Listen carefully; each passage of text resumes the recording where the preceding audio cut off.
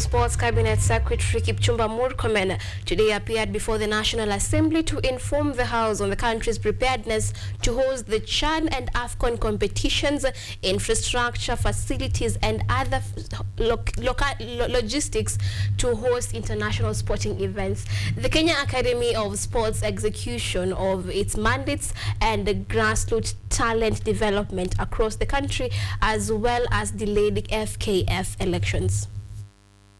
Members of the National Assembly today summoned Sports CS Ministry of Sports Kipchumba Murkomen in Parliament to respond to the questions on the country's preparedness in terms of infrastructure, facilities and other logistics to host international sporting events, specifically focusing on stages completion ahead of the planned African Nation Championships CHAN 2026 and the African Cup of Nations AFCON 2027, which Kenya will co-host with its neighbors Uganda and Tanzania. The works are ongoing now. I have gone there to supervise the progress twice, and the roof was being fabricated off-site, and it's been delivered now. It's on the way. It's on its way to Kasarani and to be delivered and installed. Again, this is urgent because this is the stadium that we shall use for CHAN next year, which is February. Mr. Speaker, on the training grounds.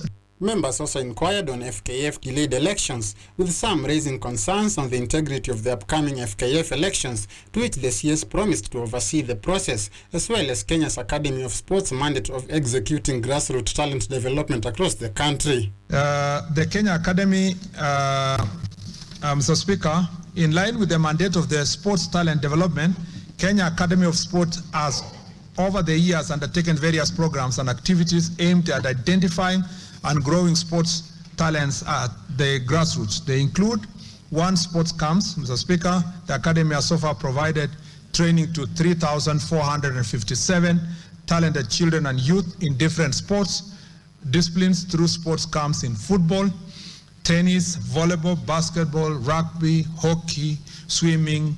On Kenya's preparedness to hosting international competitions, specifically CHAN and AFCON competitions, the CS confirmed that Talanta Sports Stadium construction is ongoing, as are refurbishments of Nyayo and Kasarani stadiums, which are expected to be completed by December this year.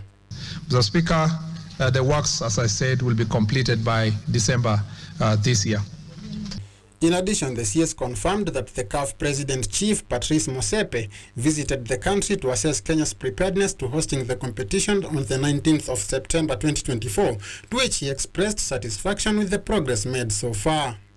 And Mr. Speaker, on the 15th of September 2024, I was privileged to host the CAF President who visited the country to assess Kenya preparedness to host the CHAN and Africa Cup of Nations 2027, and I'm glad to inform you that the CAF President expressed satisfaction with the progress we have made thus far.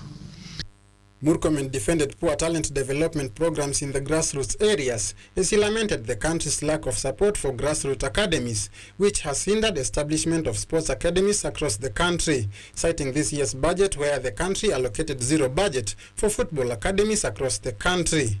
Mr. Speaker, I really want to challenge this House to look at what exactly they give the academy and what they expect.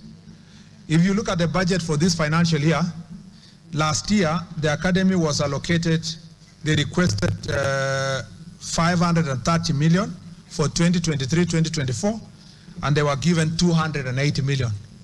Mr. Speaker, this year, this financial year, the academy requested 600 million, and they were given zero.